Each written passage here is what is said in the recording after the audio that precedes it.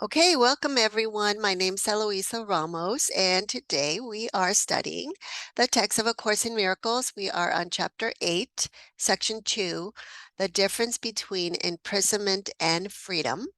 And I am here with my daughters Sonia and Teresa to see what we are being, let's see, what we are being given here. Okay, so paragraph 1. There is a rationale for choice. Only one teacher knows what your reality is. If learning to remove the obstacles to that knowledge is the purpose of the curriculum, you must learn it of him. The ego does not know what it is trying to teach. It is trying to teach you what you are without knowing what you are. It is the expert only in confusion. It does not understand anything else. As a teacher, then, the ego is totally confused and totally confusing. Even if you could disregard the Holy Spirit entirely, which is impossible, you could still learn nothing from the ego because the ego knows nothing.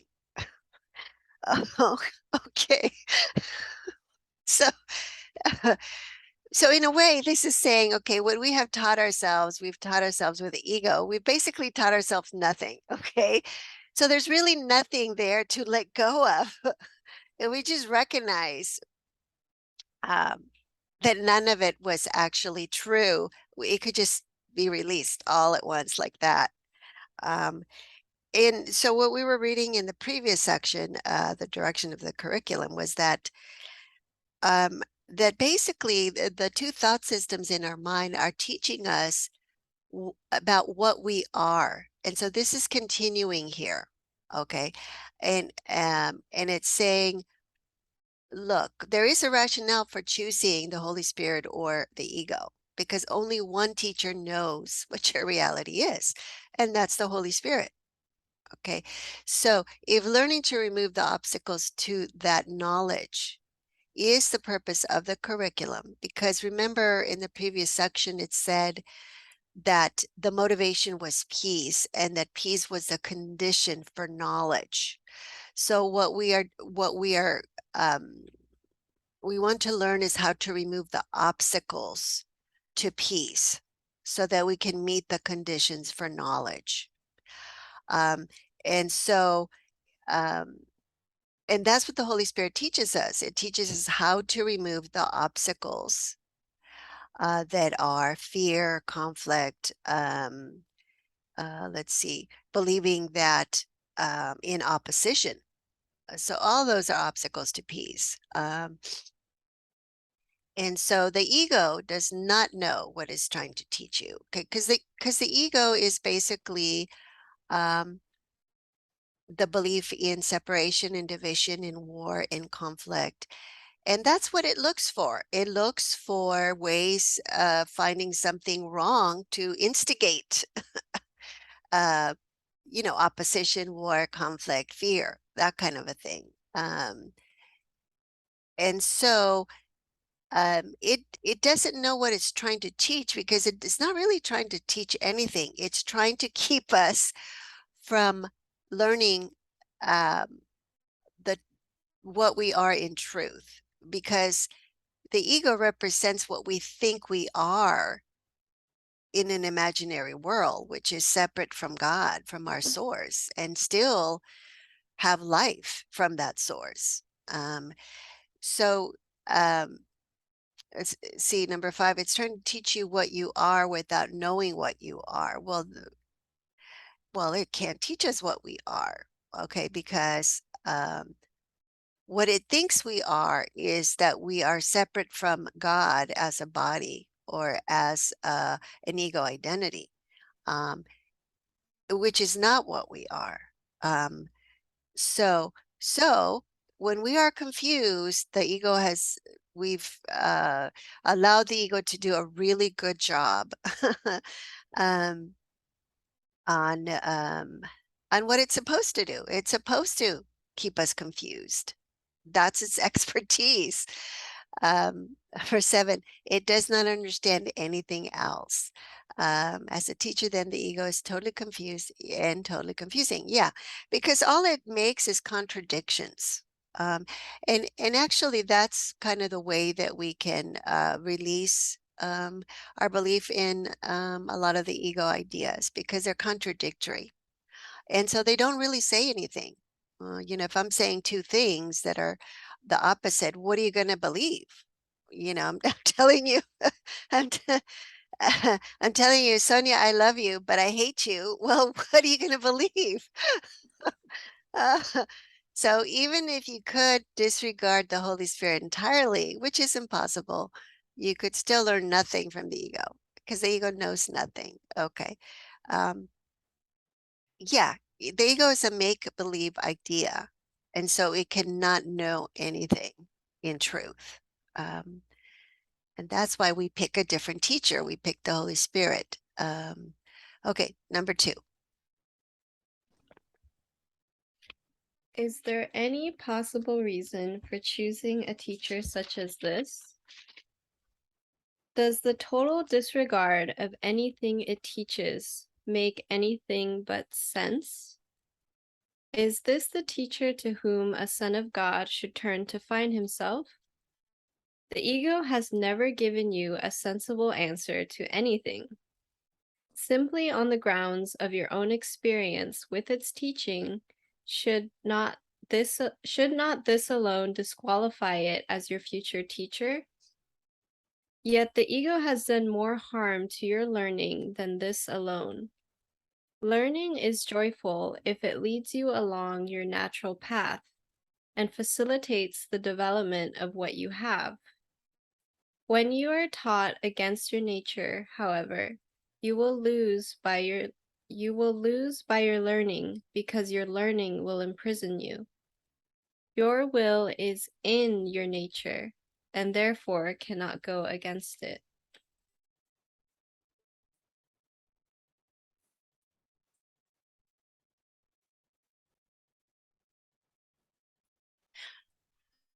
Okay, anything, Sonia? No, I think just clarification. Although line is number 7 is interesting. So when you get to that, maybe you can clarify. Yeah, because it's Yeah. starting to get to the title of the section here, which is the difference between imprisonment and freedom. So it's beginning to talk about that. Okay, so is there any possible reason for choosing a teacher as the ego that knows nothing and cannot tell you what you truly are? Not really. Um, and so we as the Son of God would not be turning to the ego to find himself. So the ego has never given you a sensible answer to anything. So simply on the grounds of your own experience with its teaching, it should it should disqualify it, right? As our future teacher. Um, okay, and it's saying, that would seem like natural, that we shouldn't be listening to the ego at all, because it doesn't make any sense. And just by the experiences that we have when we do listen to it, that should tell us that it's not qualified to be our teacher. But there's more harm than that, okay? Because um, learning is joyful if it leads you along your natural path and facilitates the development of what you have, okay? And that's what the Holy Spirit does, is the Holy Spirit teaches us in alignment with what is our true essential self, true essential nature as God created us. And that's why it's joyful. That's why we're happy when we're learning with the Holy Spirit, because it's developing the understanding of what we have as what we are. So if we are joyful, then that's what we are. That's what we have.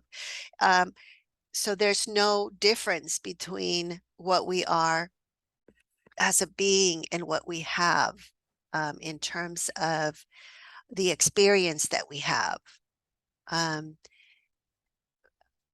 Now, with the ego teaches against our true nature, so that it teaches us to oppose and to split our own mind, so that we oppose our own will. Okay, which is, of course, like insanity. Okay, because what it's saying is, okay, well, um, you can do things that are not in your highest good, which means that I am actually hurting myself, or that I'm actually attacking myself. And when I believe that I can do that because I've split my mind, I'm actually weakening my true will, the will that is always in alignment with God. And I'm believing that there are blocks and that there are things that oppose my will within myself, or that there are external obstacles in the world or people who go against me. Um, so so it's the belief that that I can be my own worst enemy, and that imprisons my will. Um, because it's not true, but if I believe it's true, I'm actually like incapacitated.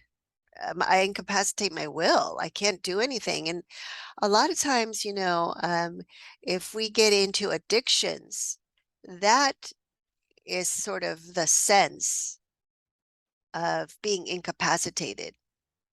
Um, because I no longer seem to have a will of my own. My own will has kind of taken it's a life of its own, and now I'm at the mercy of this will that's kind of gone rogue, and that makes me do things I don't really want to do, but I do really want to do.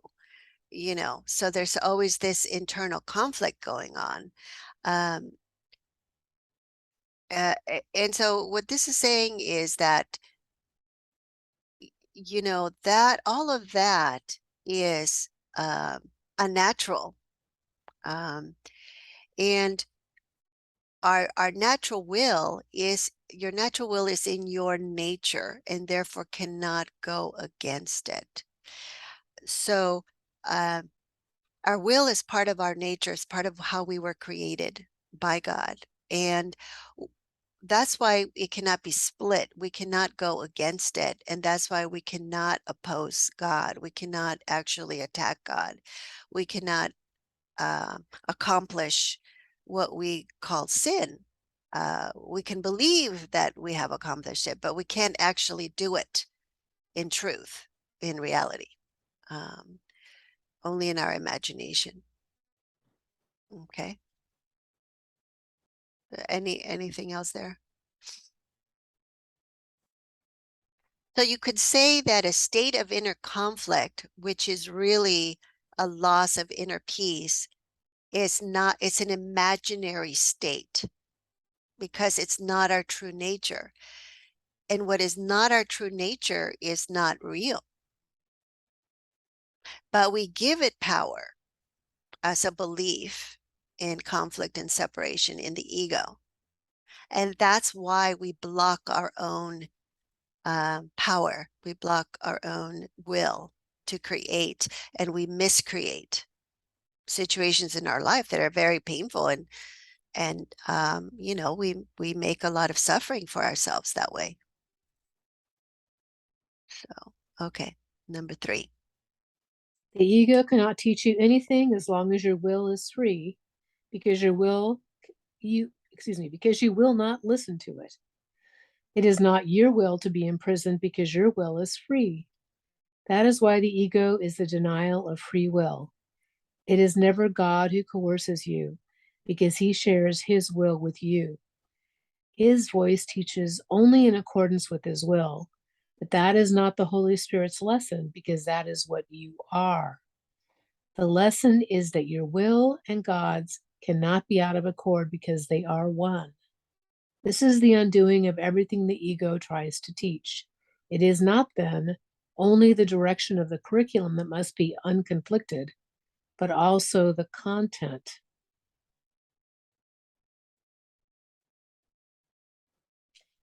This seems kind of circular, Mm-hmm. a little confusing, yeah. Okay, so okay. So the ego cannot teach you anything as long as your will is free, because you will not listen to it. So what it's saying is that only an imprisoned will, only when we believe, okay, that our will can be imprisoned. So in other words, only when we believe that we can be coerced, that I don't have free will, come on, you have parents, you live in a society, you have to follow rules, you have to do this, you have to do that. You don't have a free will. Okay. So that's the idea that the ego would teach, that your will is imprisoned. Okay. Now, the truth is that your will has nothing to do with the freedom of the body to move around or whatever. The free will is part of the self that is a mind. Okay, so people like Mandela or Gandhi, they were put in jail, they were imprisoned. Okay, but their mind was completely free. Their will was still free. They did not see themselves as in prison because they did not believe that their will resided in their ability to move their body wherever they wanted to move it, because they were not a body, they were mind, and the mind is created free, and that's where the creative power resides, is in the mind, okay, not in the body. Um, So to listen to the ego is to believe that the will is not of the mind, and therefore that it can be imprisoned, because uh you know um I wanted to fly to Japan, but there were COVID restrictions and now I can't go. So I've just lost my free will to do whatever I want. Okay. To travel. Okay. Well, that's not free will. That's a restriction on your body and where your body can be located in the world of time and space. So um, um, I, I have free will to feel disappointed because I can't go to Japan now, and listen to the ego and say that is so unfair. Those da da da da da da da. Um, um, they're responsible for my feeling miserable and having to spend my summer now and by the swimming pool at home. Poor sweet baby me. Okay, that's the ego who so we'll tell you that you have been wronged, okay, by not getting what you want, as an ego, the capriciousness of the ego. So, it, uh, or I can say, okay, so I wanted to go to Japan. I can't go to Japan. Okay, that's fine. All right. That doesn't change what I am in truth. That doesn't affect me at all. I can still be happy. I can still have peace. Um, and so that's my free will. So my free will is the recognition that the things that happen in the world are not the cause of my internal sense of what I am and how and the joy and happiness that I feel and the peace that I can share with everyone. Okay. Irregardless of what's happening outside in the world or around me, that kind of thing. So So that's what it means about not listening to the ego or listening to the ego. So once we're listening to the ego, our will is no longer free because we've bought into the belief in separation. Okay. And so so that will to be imprisoned, that's actually not our true will. But we've confused it with our will, and that's why we follow it. That's just the ego. And that's why, number 3, the ego is the denial of free will. You know, the ego is kind of like that. I could take on that little whiny voice of, you know, oh, I never get what I want, you know, oh, the world's so unfair, you know, oh, I'm, you know, just a victim to everybody, you know, that kind of, that kind of a, I'm justified to be angry at you now because, you know, you didn't give me what I wanted, that kind of a thing. Yeah, because number 4, it is never God who coerces you because he shares his will with you. So the ego would say that we are coerced by other wills who are stronger than we are, more powerful than we are, because we believe in separate wills. That's what we believe. We believe people have separate minds and therefore they have separate wills, and therefore our interests can conflict, and you know, whoever has the strongest will is going to win and they get their way. Okay. And we're not happy about that. Okay. So Um, so the Holy Spirit voice teaches only in accordance with God's will. Um, and that's not a lesson that the Holy Spirit is trying to teach us. That's what we actually are. We are the will of God. That's creative power. That's creative love. That's what uh, our essential nature is, um, as a child, as the Son of God. So, um, and that's why our will and God's will cannot be out of accord. Because if they were to be out of accord, it would mean that we have changed ourself and are no longer the will of God.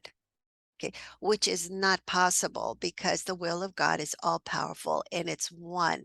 So again, we would have to believe that we have separated from God and can oppose the will of God now, in order to be out of accord with God's will. So it would mean that we are no longer as we were created. So, and that's not possible. Okay, so the will of God is the will of God, and that has not happened. Um, and so, um, and so to really connect to that, to really understand that, is the undoing of everything the ego tries to teach. That the impossible happened. That there was a tiny mad idea that entered into eternity. Well, hello. There's nothing outside of eternity. So how can there be a tiny mad idea that can come from outside of eternity and enter into eternity? Well, no. If there's eternity, and there's nothing else. So, 8, it is not then only the direction that must be unconflicted, but also the content. Okay. So the last lesson we were talking about the direction of the curriculum. So we were saying that we want to be motivated and move in the direction of truth, of peace, of wanting to be motivated by peace, and therefore motivated to let go of the ego thought systems and not try to hold on to both, because otherwise they're going to be conflicted. And here it's saying you also have to look at the content of what you're trying to hold on to, because you're trying to hold on to the idea that you can have You can exist as a separate will that is no longer how God created you. And that's not possible.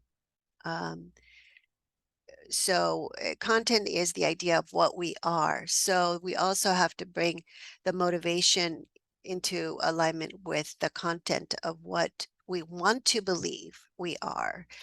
I mean, do we want to believe we're separate from God? You know, is there any benefit in that?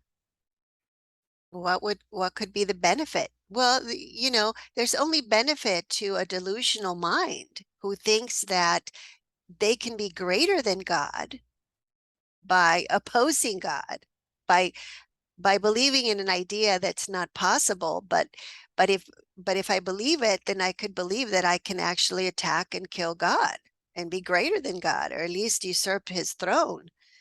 Um, and boy, I mean, that's, you know, that's basically the arrogance of the ego. Um, so, okay. So anything more? Okay, number 4. I guess that's my turn. The ego tries to teach you that you want to oppose God's will. Okay.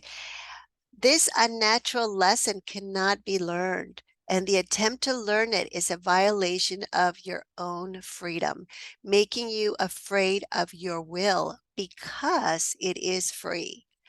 The Holy Spirit opposes any imprisoning of the will of a son of God, knowing that the will of the Son is the Father's.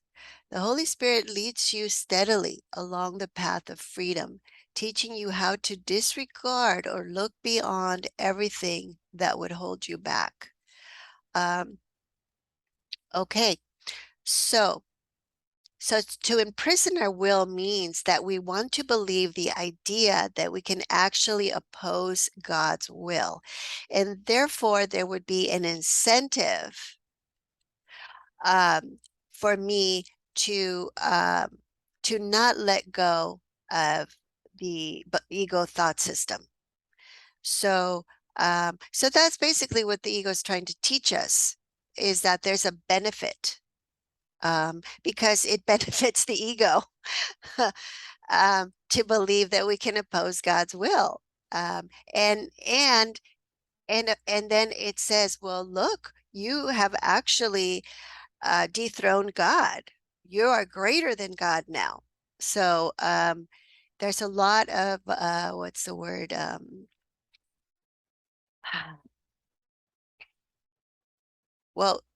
Well, you could say, well, that makes you really special, you know, um, and even more special than God, because the ego thinks of God in terms of not reality, but in terms of delusion. So the ego considers God to be that which can give it specialness, because it has substituted the real God for what it believes, because it has judged God not good enough, because God cannot give it specialness.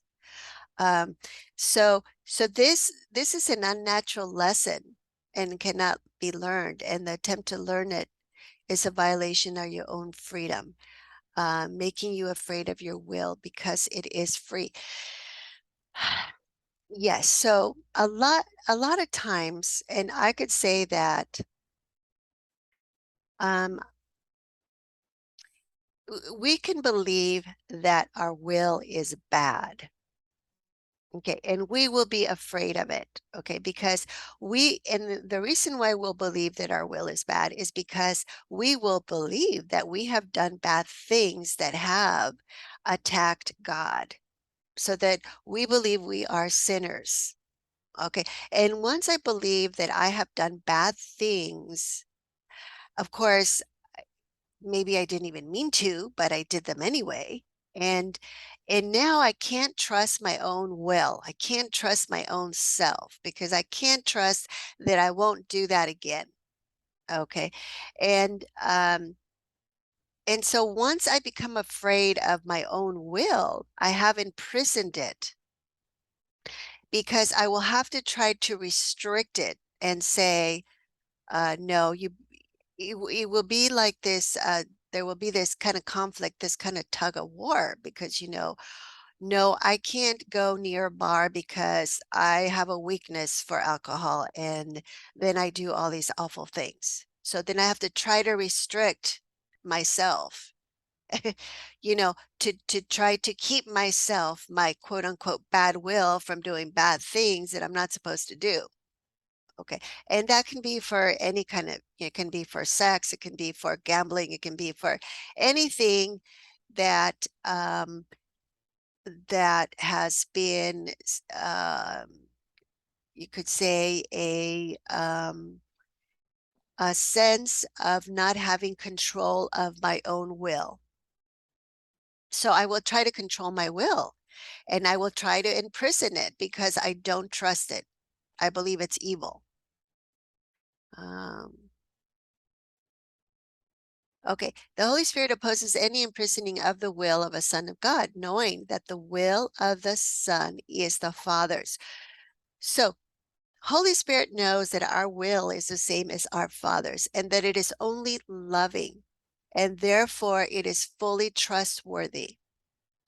And that's how we trust that we are in our right mind, and no, we're not going to, do stupid things that later we regret, and we we are going to judge as not having any control over, kind of a thing. So the Holy Spirit leads you steadily along the path of freedom. And so freedom is recognizing that it is my will that chooses and decides, and it is responsible for the results of that.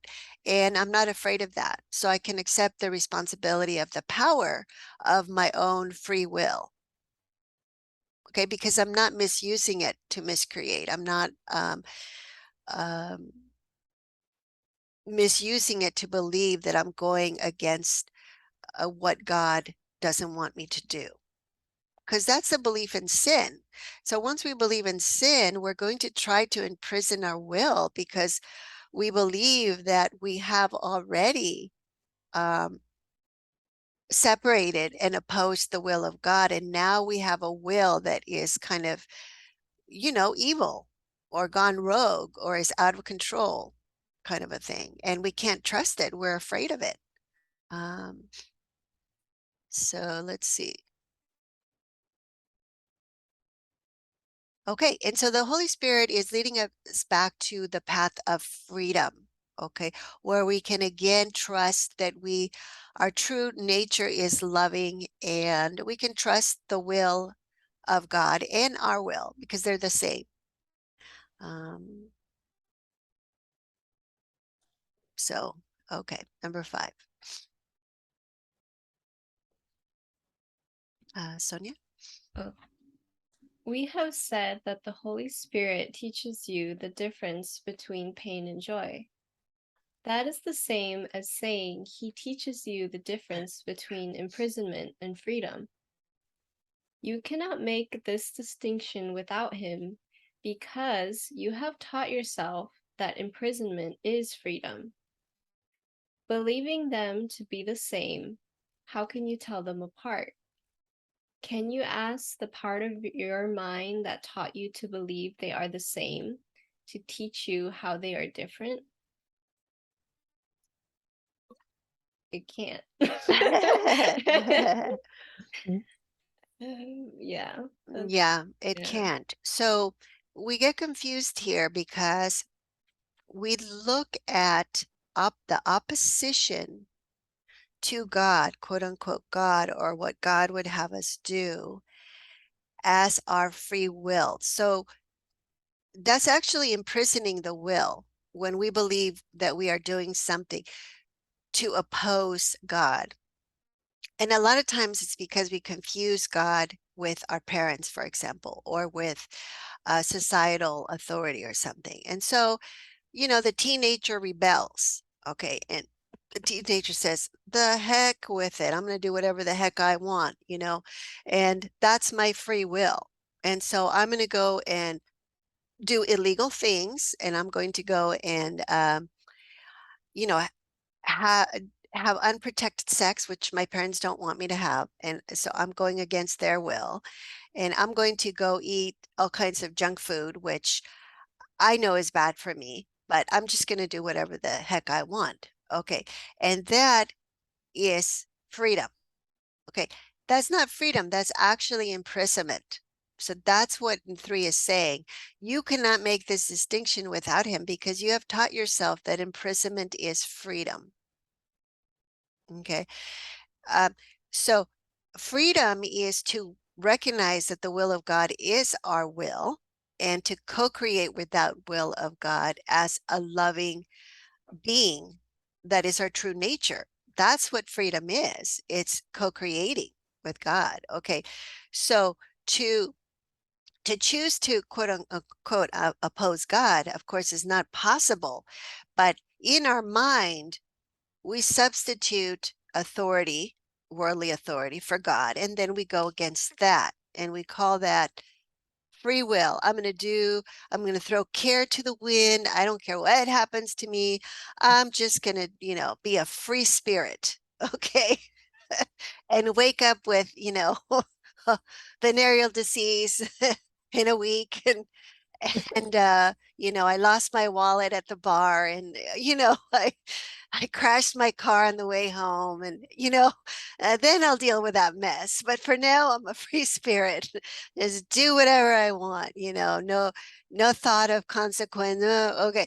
So because by golly, I have been imprisoned long enough, and now it's my turn to be free. So and so now I'm stuck with all the consequences. So now I have actually imprisoned my will because, now I have to either, I'm gonna have to end up in rehab. I'm gonna have to end up, my insurance is gonna get canceled. Whatever that mess was that resulted. Okay, I'm gonna be stuck having to deal with that.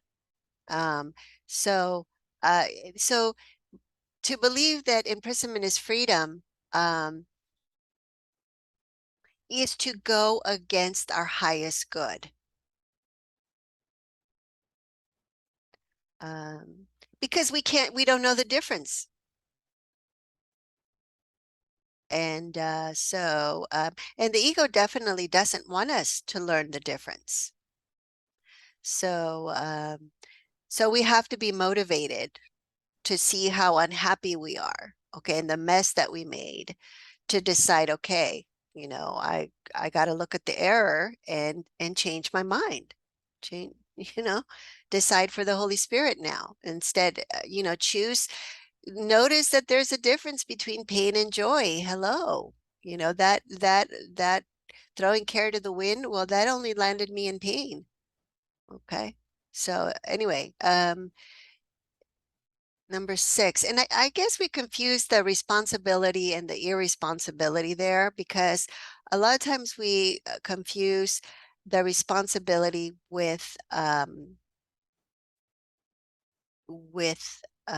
restriction. Oh, if I'm responsible, then I can't have fun. And in order to have fun, I have to be irresponsible. Uh, and that's what freedom is. It's irresponsibility. Okay, but that's not what freedom is because we're disempowering our mind by not recognizing the effects that my decisions are going to have and the power that those are going to have over my life. So number 6, Teresa. The Holy Spirit's teaching takes only one direction and it has only one goal. His direction is freedom and his goal is God. Yet he cannot conceive of God without you because it is not God's will to be without you. When you have learned that your will is God's, you could no more will to be without him than he could will to be without you. This is freedom and this is joy. Deny yourself this and you are denying God his kingdom because he created you for this.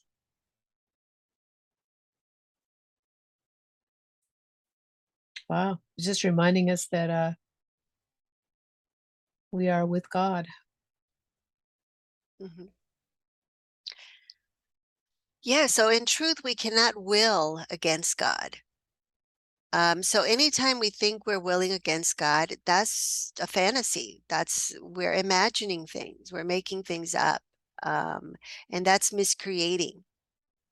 And, there will be suffering, but it's never the true self that suffers.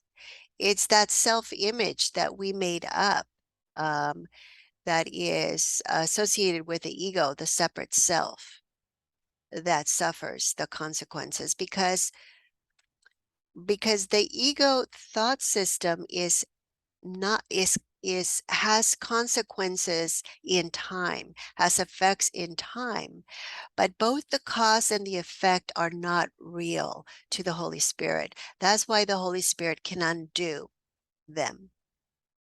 And that's what healing is, and that's what the miracle is.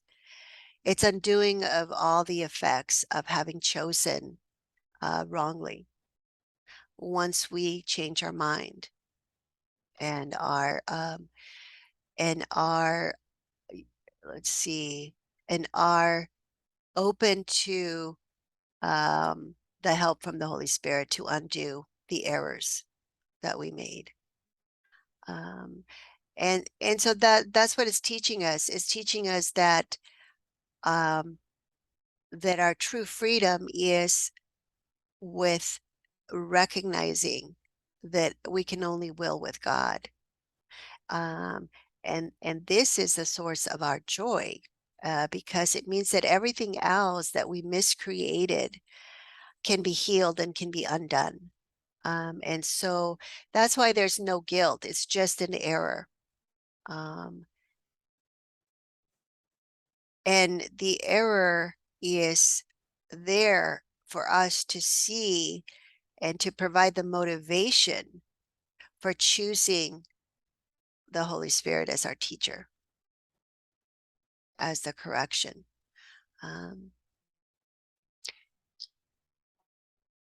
Okay. And that leads to inner peace, and that is the condition for knowledge, which is the kingdom of God, as we were created. So, number 7.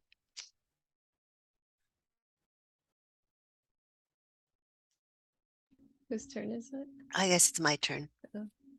When I said, quote, all power and glory are yours because the kingdom is his, unquote, this is what I meant. The will of God is without limit, and all power and glory lie within it. It is boundless in strength and in love and in peace. It has no boundaries because its extension is unlimited, and it encompasses all things because it created all things. By creating all things, it made them part of itself. You are the will of God because that is how you were created. Because your Creator creates only like himself, you are like him. You are part of him who is all power and glory, and are therefore as unlimited as he is. Okay, so this is the truth of our true nature. And it is not subject to change. And let's see, and to believe differently is to believe that we can will apart from God. And that belief is the belief in separation. It's the belief that what God created can separate from the Creator. And since that is not the will of God, it has not happened. Even though we believe it and we have made up a world that tells us that the separation is true, it's real, because that's what our eyes perceive. but it's a world of perception. It's not a world of knowledge. And so the perception can come close to and be in alignment with what is the truth, what is knowledge. And that's what the Holy Spirit is helping us to do. It's helping us to release the blocks, the distortions in our perception so that we can see clearly that we have not separated and that we are still as God created us, a part of Him who is all power and glory, and therefore as unlimited as He is. Okay, number 8. To what else except all power and glory can the Holy Spirit appeal to restore God's kingdom? His appeal, then, is merely to what the kingdom is, and for its own acknowledgement of what it is. When you acknowledge this, you bring the acknowledgement automatically to everyone, because you have acknowledged everyone. By your recognition, you awaken theirs, and through theirs, yours is extended. Awakening runs easily and gladly through the kingdom in answer to the call for God. This is the natural response of every son of God to the voice for his creator, because it is the voice for his creations and for his own extension.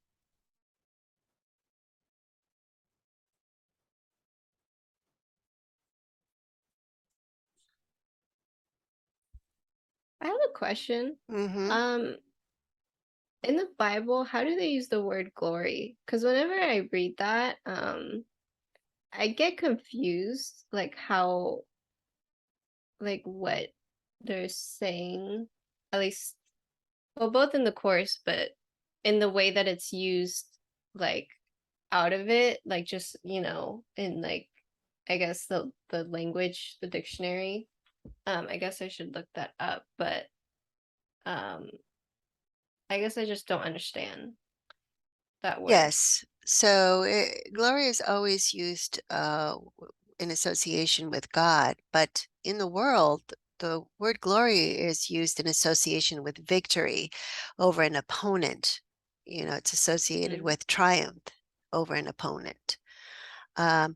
So the ego has taken that word and used it to signify what it considers to be worldly power and domination, as the winner of whatever, the championship, of the sport, whatever you're watching.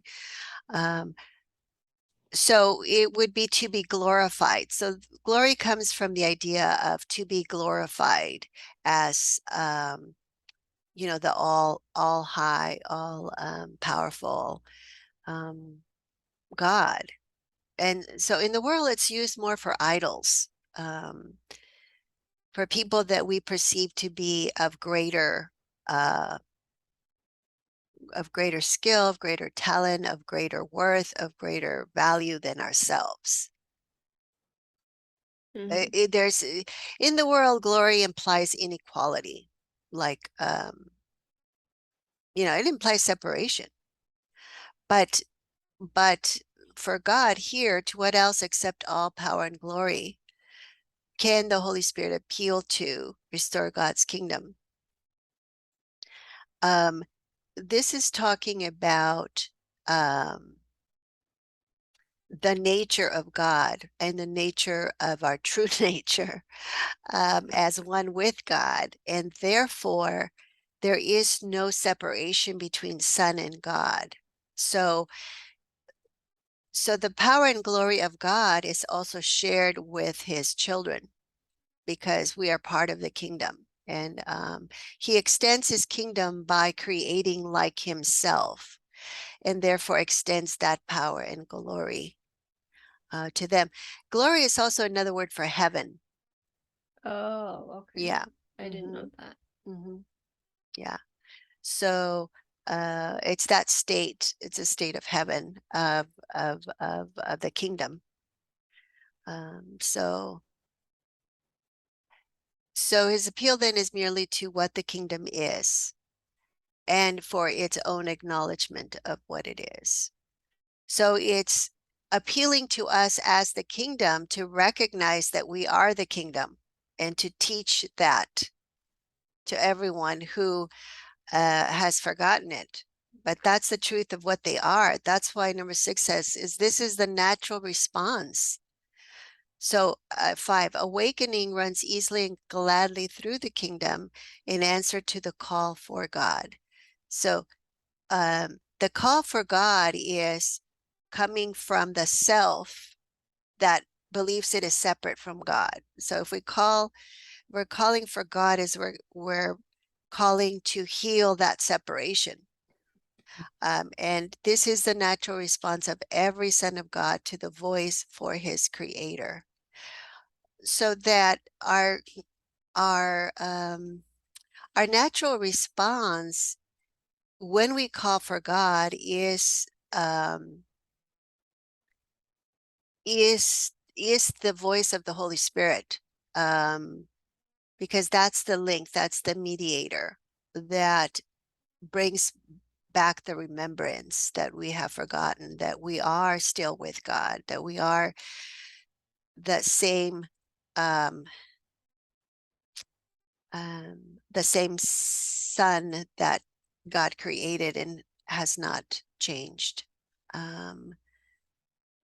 It is a voice for his creations and for his own extension. So it is a voice that calls us back to return to love as our essential nature of what we are, and to recognize that that is true of everyone, not just ourselves.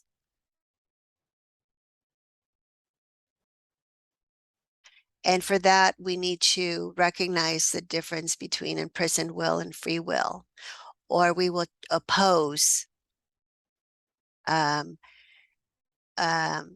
we will believe we can oppose the will of God, which means we believe we can oppose love, which is not true.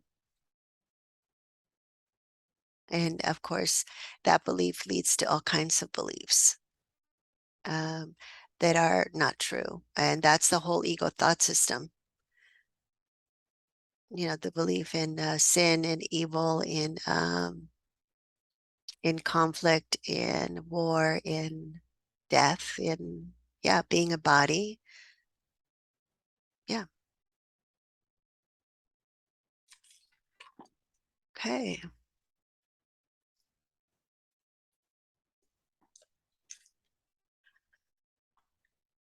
So it's almost like we're reminding ourselves through the voice of the Holy Spirit of the truth of what we are, because that's within our mind too. So it's almost like the mind decides when it's time to wake up and activates that voice so that we are ready to listen to it, and therefore return our mind only to serve the Holy Spirit and the truth, and not and release all the splits, release the belief in the division and the splitting and all of that, so that the mind can now be integrated and be whole, and not let's see, where did it say over here? It said something about seeing them only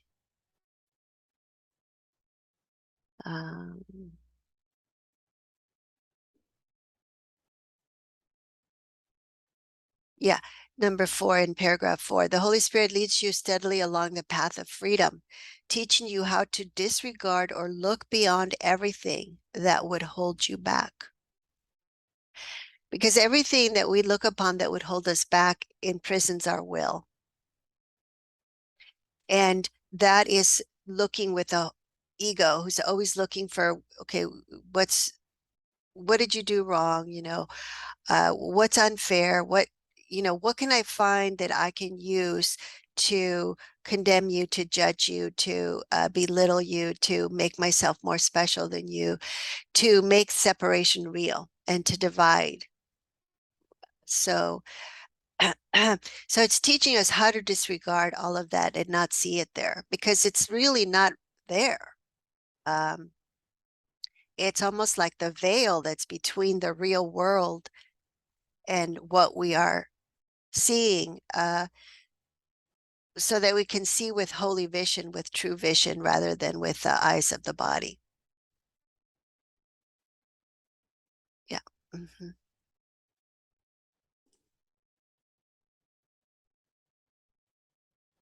Okay. All right. So let's see, unless there's any questions, that's the difference between imprisonment and freedom.